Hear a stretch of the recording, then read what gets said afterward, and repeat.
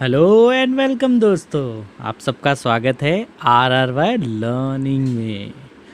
दोस्तों, आप सबने तो संदीप माहेश्वरी के बारे में सुना ही होगा। वो बहुत ही अच्छे और फेमस मोटिवेशनल स्पीकर हैं। उन्होंने कई हज़ारों सेमिनार्स किए हैं और लोगों को मोटिवेट किया है।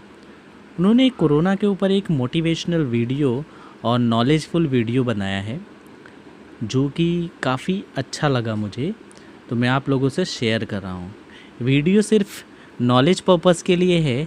आप देखिए और ख़ुद अपनी बुद्धि से विचार कीजिए कि वो क्या कह रहे हैं। चलिए।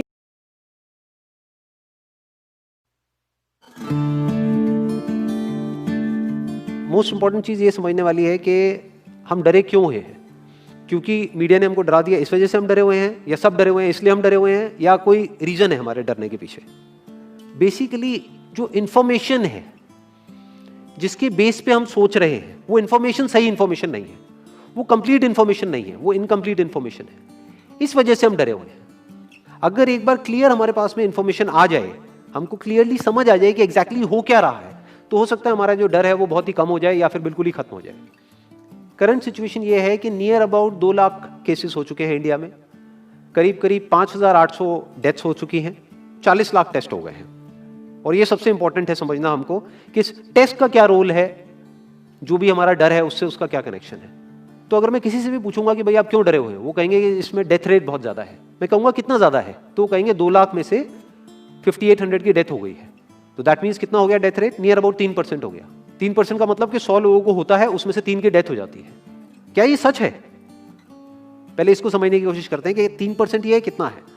टेस्ट कितने हुए अभी तक? 40 लाख हुए हैं। और अगर किसी को देखना है कि कितने टेस्ट हुए हैं, कितने हो रहे हैं डेली बेसिस पे, तो एक वेबसाइट है worldometers.info, वहां पर जाकर के आप देख सकते हो कि डेली बेसिस पे कितने टेस्ट बढ़ रहे हैं, किस किस कंट्री में कितने कितने हैं, वो सब आ जाएगा उसके अंदर। तो अभी टेस्ट समझना जरूरी क्यों है? क्या इंडिया की पॉपुलेशन 40 लाख है? नहीं है। इंडिया की पॉपुलेशन क्या है? 130 करोड़। उसमें से टेस्ट कितने हुए हैं? 40 lakh, which is not even 1%। 1% भी देखे तो 1 करोड़ 30 लाख होता है। तो 40 लाख टेस्ट हुए, जिसमें से केसेस कितने डिटेक्ट हुए? Near about 2 lakh. ये बिल्कुल ऐसा है जैसे मान लो कि अगर मैं आपसे पूछता हूं कि दिल्ली में रोड्स के ऊपर कितने एक्सीडेंट होते हैं, तो आप क्या कहोगे? आप कहोगे भाई मुझे नहीं पता। तो मैं कहूंगा पता करो, लेट्स फाइंड इट आउट कि भाई कितने एक्सीडेंट होते हैं। तो हमने क्या किया, 10 अलग अलग पॉइंट पे 10 सीसीटीवी कैमरास लगा दिए और उन सीसीटीवी कैमरास में कैप्चर करना शुरू कर दिया कि कितने एक्सीडेंट्स हो रहे हैं इन 10 अलग अलग पॉइंट्स पे। तो उसके बाद में मैंने 1 महीने बाद आपसे पूछा कि हाँ भाई दिल्ली में कितने एक्सीडेंट्स होते हैं, तो आप कह रहे हो दिल्ली के 10 एक्सीडेंट होते हैं। तो मैं कहूंगा आपको कैसे पता? आप कहोगे भाई हमने कैमरास लगाया, उसमें कैप्चर हुआ है, हमारे पास में प्रूफ है। तो मैंने कहा लेकिन क्या 10 ही जगह हैं जहां पे वो कैमरास लग सकते हैं? दिल्ली में ऐसी कितनी जगहें हैं जहां पे कि कैमरास लग सकते हैं, लगने चाहिए अगर एक्चुअल में हमको डिटेक्ट करना है। तो सिर्फ ये नहीं ना कि उस 10 के बेस पे हम बोले कि भाई 10 एक्सीडेंट हो रहे हैं, क्योंकि दिल्ली में एक्चुअल में तो हजारों एक्सीडेंट्स हो रहे हैं दिल्ली के। तो ये सारी हमारी कैलकुलेशंस ही गलत हो गई। इसलिए इसमें टेस्टिंग का बहुत बड़ा रोल है। मीडिया में जहां पर भी आ रहा है वहां पर डेली ये आ रहा है कि अच्छा कुछ दिन पहले तक 5,000 केसेस आ रहे थे, अब 6,000 केसेस बढ़ गए हैं, अब 7,000 केसेस हो गए हैं, 8,000 केसेस हो गए हैं। बट कोई ये नहीं देख रहा कि उसके साथ साथ में टेस्ट भी बढ़ रहे हैं। तो अब एक्चुअल में डेथ रेट कितना है उसको कैलकुलेट करना बहुत जरूरी है। उसी के बेस पे डिसीजन निकलेगा कि इससे हमको डरना चाहिए या नहीं डरना चाहिए। किसी भी बीमारी से हमको डरना चाहिए नहीं डरना चाहिए, that is not on the basis of कि उसका इलाज है या नहीं है। क्योंकि इलाज तो अभी तक सर्दी जुकाम का भी नहीं है, सर्दी जुकाम की भी कोई वैक्सीन नहीं है। क्या हम उससे डरते हैं? नहीं डरते हैं। क्यों? क्योंकि ज्यादा लोग नहीं मरते हैं। तो सबसे पहले डेथ रेट कैलकुलेट करते हैं कि एग्जैक्टली कितना है। कितने टेस्ट हुए? 40 लाख टेस्ट हुए, उसमें से 2 लाख लोगों को हुआ, तो नियर अबाउट एवरेज कितनी आई? 5% की। अगर यही हमने 4 करोड़ टेस्ट करे होते तो कितने डिटेक्ट हो गए होते? अब तक 20 लाख हो जाते। 40 करोड़ करे होते तो कितने हो जाते? 2 करोड़ हो जाते। टोटल अगर कर लिए होते हमने टेस्ट 130 करोड़ का, तो कितना नंबर निकल करके आ जाता? Near about 5 crore. इसका मतलब 5 करोड़ लोगों को या तो आज की डेट में है या हो चुका है। और एक और मजे की बात यह है कि कोरोना में ऐसा नहीं है कि जिसको भी होता है उन सबके सिम्टम्स आते हैं। 80% से ज्यादा जो केसेस होते हैं वो असिम्टोमेटिक होते हैं, उनमें कोई सिम्टम्स नहीं आते हैं। यानी अगर मुझे हो गया है और मैं ठीक भी हो गया हूं तो मुझे पता तक नहीं है। वो तब मुझे पता लगेगा अगर मैं अपने टेस्ट कराऊंगा जिसको एंटीबॉडी टेस्ट बोलते हैं, और मेरी बॉडी में एंटीबॉडीज मिलेंगी, तब मैं कह सकता हूं कि हाँ मेरे को था और वो ठीक हो गया है। तो अभी अगर हम बेसिक सी कैलकुलेशन करें तो 5 करोड़ निकल करके आ रहा है नंबर। उसमें से डेथ कितनी हुई है? 5,800। तो 5 करोड़ में से 5,800 डेथ हुई है। पहले तो इसको कैलकुलेशन को हमको ठीक करना है। डेथ को अंडर रिपोर्ट करने का कोई तरीका नहीं है, बल्कि ओवर रिपोर्ट किया जा सकता है। ओवर रिपोर्ट कैसे? फॉर एग्जांपल, आपकी बॉडी में टेस्ट हुआ, आपकी बॉडी में मिला कोरोना वायरस, लेकिन आपके अंदर पहले ही बहुत सारी प्रॉब्लम्स चल ही रही थी, तब भी आपकी किसी ना किसी वजह से डेथ होने ही वाली थी। बट क्योंकि ये कोरोना आया आपकी बॉडी में, इस वजह से आपकी डेथ हो गई, तो ये ट्रिगर कर गया। तो ये जो 5800 का नंबर है, ये इससे कम तो हो सकता है, इससे ज्यादा होने के चांसेस बहुत कम है। बट एक बार को हम मान लेते हैं कि इतना ही है नंबर, ना कम है ना ज्यादा है, तो कितनी परसेंटेज निकल करके आई? 5 करोड़ में से अगर 5800 डेथ्स हुई हैं, तो क्या परसेंटेज निकल करके आई? Near about 0.01%। ये उससे बहुत कम है जितनी डेथ्स हमारे यहां पे होती हैं रोड एक्सीडेंट की वजह से। हर साल की अगर हम एक कैलकुलेशन देखें तो 1.5 लाख से ज्यादा डेथ हो जाती है इंडिया में रोड एक्सीडेंट्स की वजह से। हर 4 मिनट में एक डेथ होती है रोड एक्सीडेंट की वजह से। और अगर अभी आप देखोगे सड़कों पे एक बहुत ही फनी चीज नजर आ रही है, 2 व्हीलर पे जा रहे हैं, मास्क सबने लगाए हुए हैं, कभी भी नोट करना इस चीज को। हेलमेट नहीं पहने हुए, हेलमेट बहुत कम लोगों ने पहने हुए हैं। इससे हमको क्या समझ आ रहा है? क्या ये समझदारी है, बेवकूफी है? क्योंकि हेलमेट ना लगाने की वजह से उनके मरने के चांसेस उससे बहुत ज्यादा है, कई गुना ज्यादा है जितना कि कोरोना से मरने के उनके चांसेस है। तो ये डर है जो चारों तरफ फैल रहा है, और मीडिया डर को और बढ़ाता चला जा रहा है। और क्योंकि सही इंफॉर्मेशन किसी के भी पास में नहीं है, या सही कैलकुलेशन किसी के पास में नहीं है, ये जो अभी हम कर रहे हैं इसको मैथमेटिकल मॉडलिंग बोलते हैं। यानी एक डेटा को देख करके एक मॉडलिंग करी जाए और फिर समझा जाए कि एक्चुअल में जो सही डेटा है वो क्या है। ये नहीं कि लिमिटेड डेटा के बेस पे हम कोई भी कंक्लूजन ड्रॉ कर लें और उसके बेस पे डरते रहें। तो अगर इसका डेथ रेट 0.01% है तो हम सब इतना डर क्यों रहे हैं? क्या कुछ और है जिससे हमको डरना चाहिए, जिससे हम नहीं डर रहे हैं, जिसके बारे में कोई बात नहीं कर रहा है, जो इससे लाख गुना ज्यादा भयानक है? मतलब कोरोना से लाख गुना ज्यादा खतरनाक कुछ है जिससे हम नहीं डर रहे हैं और इससे हम डर रहे हैं। वो क्या है जिससे हमको डरना चाहिए? अनएम्प्लॉयमेंट। अभी पीछे कुछ आर्टिकल्स आए थे न्यूज़पेपर में जहां पे एक फिगर आई थी निकल करके, I am not too sure ये फिगर कितनी सही है कितनी नहीं है, जहां पे आया था कि 13 करोड़ लोग अनएम्प्लॉयड हो गए। इस फिगर से हमको डरना चाहिए। 13 करोड़ लोग अनएम्प्लॉयड होने का मतलब हम समझते हैं कि इसका मतलब क्या है? इसका मतलब ये, अगर इकोनॉमी पॉइंट ऑफ व्यू से देखोगे, कि ये जो 13 करोड़ लोग हैं ये अपने जो खर्चे हैं वो अब बहुत ही लिमिट में कर देंगे। जिस बंदे की नौकरी चली गई है, क्या वो जाकर के मार्केट में नए कपड़े खरीदेगा? क्या अपने बच्चों के लिए खिलौने खरीदेगा? ट्रैवल एंड टूरिज्म तो भूल ही जाओ। ऐसी और हजारों इंडस्ट्रीज हैं जिनकी धज्जियां उड़ जाएंगी क्योंकि डिमांड कम हो जाएगी ओवरऑल इकोनॉमी के लेवल पे। जब डिमांड कम होगी तो क्या करना पड़ेगा इन ब्रांड्स को, इन कंपनीज को क्या करना पड़ेगा, इन मैन्युफैक्चरर्स को क्या करना पड़ेगा? अपनी सप्लाई को कम करना पड़ेगा। जितनी उन्होंने सप्लाई कम करी, अनएम्प्लॉयमेंट और बढ़ गया कि आज जो नंबर 13 करोड़ है वो बढ़ करके कितना हो गया? 20 करोड़। यानी पूरा का पूरा लूप बन जाएगा। इस लूप को बोलते हैं रिसेशन, जो ग्लोबली ऑलरेडी रिसेशन आ चुका है। और अगर यही रिसेशन और डीप होता चला जाए तो उसको बोलते हैं डिप्रेशन, जहां से एक इकोनॉमी को बाहर आने में 5 से 10 साल लगते हैं। तो इकोनॉमी का पहले ही बुरा हाल था, प्लस इस कोरोना की वजह से और बुरा हाल हो गया है, प्लस जो रहा सहा हमारा जो अपना डर है वो सिचुएशन को और खराब करता चला जा रहा है। और इस डर को हर कोई बढ़ा रहा है, कोई भी कम करने का काम नहीं कर रहा है।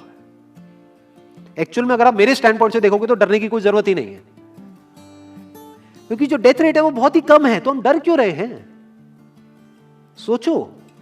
बस इसलिए कि डेथ नहीं होनी चाहिए। अगर यही हमारा ऑब्जेक्टिव है कि डेथ नहीं होनी चाहिए, मतलब हम कहते हैं कि किसी की डेथ नहीं होनी चाहिए, तो फिर तो लॉकडाउन परमानेंट हो जाना चाहिए। सड़कों पे निकलना ही नहीं चाहिए, क्योंकि सीधा सीधा 1.5 लाख डेथ बचेंगी। 1.5 लाख लोग जो हर साल एक्सीडेंट में मरते हैं उनको हम बचा सकते हैं ना, उनकी लाइफ बच जाएगी। परमानेंट कर दो लॉकडाउन को। कैसा है आइडिया? ये बिल्कुल ऐसा है जैसे मैंने एक आदमी की एक कहानी सुनी थी। उसके घर में एक चूहा घुस गया, तो उस चूहे को उसने पकड़ने की बड़ी कोशिश करी, लेकिन वो चूहे को नहीं पकड़ पाया। तो एंड में उसने क्या किया? घर पे आग लगा दी। अपने घर में आग लगा दी। उसके बाद भी चूहा तो बच करके निकल गया, घर चला गया, घर जल गया। यही हालत है इसकी, कोरोना की। इस डर को हमको खत्म करना पड़ेगा, तब जाकर के इस प्रॉब्लम का एक्चुअल में सॉल्यूशन निकलेगा, जो रियल प्रॉब्लम है। और रियल प्रॉब्लम कोरोना नहीं है। रियल प्रॉब्लम क्या है? हमारी जो इकोनॉमी है। रियल प्रॉब्लम क्या है? अनएम्प्लॉयमेंट। तो इस वीडियो के थ्रू मैं अपनी एक हम्बल रिकमेंडेशन देना चाहूंगा गवर्नमेंट ऑफ इंडिया को, या जो भी लोग एक पर्टिकुलर पोजीशन पे हैं उन लोगों को, कि हमको टेस्ट करने कम करने हैं, टेस्ट बढ़ाने नहीं है। अभी हम गलती क्या कर रहे हैं? टेस्ट बढ़ाते चले जा रहे हैं, जिसकी वजह से केसेस बढ़ते चले जा रहे हैं, जिसकी वजह से डर बढ़ता चला जा रहा है। गवर्नमेंट क्या एक क्राइटेरिया नहीं बना सकती कि जो क्रिटिकल केसेस है बस उन्हीं का टेस्ट करो? क्योंकि उन्हीं को हॉस्पिटल में एडमिट करने की जरूरत है, तो उन्हीं का टेस्ट होना चाहिए ना। जो वैसे ही ठीक हो रहे हैं, अपने आप ही ठीक हो रहे हैं, जिनको माइनर सिम्टम्स हैं और वो खुद ही ठीक हो रहे हैं, उनका टेस्ट करने की क्या जरूरत है? उससे तो पैनिक और बढ़ेगा। अगर टेस्ट कर भी दिया तो हम करने क्या वाले हैं? उनको क्या हॉस्पिटल में एडमिट करने वाले हैं? नहीं, घर पे क्वारंटाइन करने वाले हैं। अभी जो क्वारंटाइन वाला फंडा है, ये भी जब बेस छोटा होता है तब तो काम करता है, जब करोड़ों में हो जाता है तब काम नहीं करता है। मैं अगर एग्जांपल से समझाने की कोशिश करूं, जो मेरी थॉट प्रोसेस है उसको इमेजिन करो। एक ऐसी सिचुएशन है कि हम एक घर में है और चारों तरफ से बाढ़ आई हुई है, और ये जो घर है हमारा वो ऐसा है, इसको इमेजिन करो, जहां पे हजारों दरवाजे हैं। तो हम क्या करें, इसमें से एक दरवाजे को पकड़ लें और उसी को पक्का करते चले जाएं। ये है क्वारंटीन, और बाकी के हजारों खुले पड़े हैं। एक को हम पक्का करते चले जा रहे हैं क्योंकि यहां से पानी अंदर नहीं आना चाहिए। इंडिया की पॉपुलेशन क्या है? 130 करोड़। टेस्ट कितने हुए हैं अभी तक? 40 लाख। डेली के कितने हो रहे हैं? 1 लाख। महीने के कितने हुए? 30 लाख। साल के कितने हुए? 3 करोड़ 60 लाख। तो यानी कि अगर हमको सबका टेस्ट करना है तो कितने साल लगेंगे? 36 साल। तो जब हमको दिख रहा है साफ साफ कि हम सबका टेस्ट कर ही नहीं सकते, तो हम टेस्ट क्यों बढ़ाते चले जा रहे हैं? या तो सबका टेस्ट करो और सब में से सबको देख करके सबको क्वारंटाइन कर दो। ये बिल्कुल ऐसा हुआ कि वो जो घर है जिसकी मैंने अभी बात करी, या तो उसको हर तरफ से सिक्योर करो कि अगर उसके 1000 दरवाजे हैं तो एक को बंद मत करो, सारे बंद कर दो। तब आप कह सकते हो कि यहां पानी अंदर नहीं आएगा, कि हमने 130 करोड़ लोगों का टेस्ट कर लिया है, उसमें से केसेस निकल गए हैं 6 करोड़, और 6 करोड़ को हमने क्वारंटीन कर दिया है। अब ये आगे नहीं फैलेगा, अब 6 करोड़ से 10 करोड़ पे नहीं जाएगा। बट हमने टेस्ट ही करे 40 लाख, जिसमें से केसेस आए 2 लाख। अगर इन 2 लाख को हमने क्वारंटीन कर भी दिया तो बाकी करोड़ों लोग तो बाहर घूम रहे हैं ना। तो उससे होगा क्या? तो अब हमको समझ जाना चाहिए कि इसको रोकने का कोई तरीका नहीं है। तो अब इसका प्रैक्टिकल सॉल्यूशन क्या है? गवर्नमेंट की तरफ से हमको सिर्फ ये इंफॉर्मेशन चाहिए कि भैया अभी कितने बेड्स ऑक्यूपाइड हैं आपके स्टेट में, और अभी कितने और आपने अरेंजमेंट कर रखा है, और कितने और कर सकते हो। अब वो बेड चाहे किसी हॉस्पिटल में हो चाहे किसी होटल में हो। और प्लस ये इंफॉर्मेशन क्यों नहीं जा रही लोगों के पास में कि इतना डरने की जरूरत नहीं है जितना आप डर रहे हो। हाँ ठीक है, प्रिकॉशंस लो, सेफ्टी मेजर्स लो, सोशल डिस्टेंसिंग को मेंटेन करो, लेकिन इतना डरने की जरूरत नहीं है जितना आप लोग डर गए हो, क्योंकि डेथ रेट कम है। ये इंफॉर्मेशन जानी चाहिए अब लोगों के पास में, वक्त आ चुका है। अगर ये नहीं गई तो प्रॉब्लम सॉल्व नहीं होने वाली इकोनॉमी के लेवल पे। कॉन्फिडेंस खत्म हो चुका है, रियलिटी को हमको पहले समझना होगा। अभी प्रॉब्लम क्या हो रही है? हम कह रहे हैं कि हाँ कंस्ट्रक्शन एक्टिविटीज अलाउड है। गवर्नमेंट को क्या लग रहा है अलाउड बोल करके सारी प्रॉब्लम सॉल्व हो जाएगी। अलाउड तो हो गई, बट मेरे जो फ्रेंड्स हैं जो कंस्ट्रक्शन इंडस्ट्री में हैं वो बता रहे हैं कि लेबर ही नहीं है, लेबर सारी अपने गांव चली गई है। तो अब कौन कंस्ट्रक्शन करेगा वहां पे? अब ये लेबर चली तो गई है, इसको वापस कैसे बुलाओगे? मीडिया में अगर रोज ये दिखेगा कि केसेस बढ़ रहे हैं, केसेस बढ़ रहे हैं, केसेस बढ़ रहे हैं, वापस आएंगे वो लोग? 1 से लाख नहीं आएंगे। तो उनको मीडिया में क्या दिखना चाहिए, न्यूज में क्या दिखना चाहिए कि अब ये प्रॉब्लम सॉल्व हो रही है। तो लोगों के अंदर का डर निकलना चाहिए। यानी जो भी मैंने अभी तक कहा, अगर मैं उसको सम अप करूं तो वो क्या है प्रैक्टिकली, अगर पॉइंटर्स में सॉल्यूशन देखा जाए। नंबर 1 मोस्ट इंपॉर्टेंट, टेस्ट धीरे धीरे हमको कम करने हैं, बढ़ाने नहीं है। दिन के 1 लाख टेस्ट हो रहे हैं, मैं ये नहीं कह रहा कि एकदम से 10,000 कर दो, 1 लाख के 90,000 कर दो, एटलीस्ट बढ़ाओ मत। समझ गए? 1 लाख के 1.5 लाख टेस्ट मत करो दिन के, 2 लाख मत करो, क्योंकि तब भी 36 साल लगेंगे पूरा करने में। अगर आपने स्पीड डबल भी कर दी तब भी 18 साल लगेंगे। 18 साल तक तो पता नहीं ये बीमारी कहां होगी, किसी को याद तक नहीं होगा। तो करना क्या है गवर्नमेंट को? अगर थोड़ा सा सेंसिबली चले कि टेस्ट को धीरे धीरे कम करते चले जाओ, यानी 1 लाख से 90,000 कर दो, फिर कुछ दिन बाद 80,000 कर दो, फिर 70,000 कर दो। इसकी वजह से क्या होगा? मीडिया में केसेस कम होते हुए दिखेंगे, अखबारों में केसेस कम होते हुए दिखेंगे, हर जगह पे जहां पे अभी आ रहा है कि अभी तक की सबसे बड़ी फिगर, आज तक के सबसे ज्यादा केसेस, वो सब धीरे धीरे कम हो जाएंगे। कम मीडिया में पैनिक फैलेगा, कम पैनिक फैलेगा लोगों में, धीरे धीरे लोग बाहर निकलना शुरू होंगे, जो अभी नीड ऑफ द आवर है। धीरे धीरे लोग बाहर निकलेंगे, धीरे धीरे डिमांड बढ़ेगी, धीरे धीरे लोगों में कॉन्फिडेंस आएगा, धीरे धीरे लोग जो गांव चले गए हैं वो वापस आएंगे। एक्चुअल में काम शुरू होगा, ऑन पेपर नहीं कि काम शुरू हो गया है, एक्चुअल में लोगों का काम शुरू होगा, लोगों का काम शुरू होगा, इकोनॉमी शुरू होगी।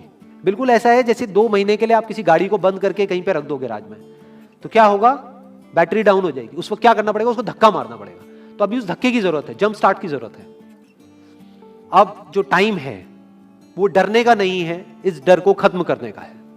क्योंकि कोरोना ने जितने लोगों को नहीं मारा, ये डर मारने वाला है असलियत में। तो अब इस डर को खत्म करने का टाइम आ गया है। अब हम सबको मिलकर के दिमाग ये लगाना है, ये नहीं कि डर को कैसे बढ़ाएं, बल्कि दिमाग ये लगाना है कि डर को कैसे कम करें या खत्म करें और लोगों के कॉन्फिडेंस को कैसे वापस से लेकर के आए।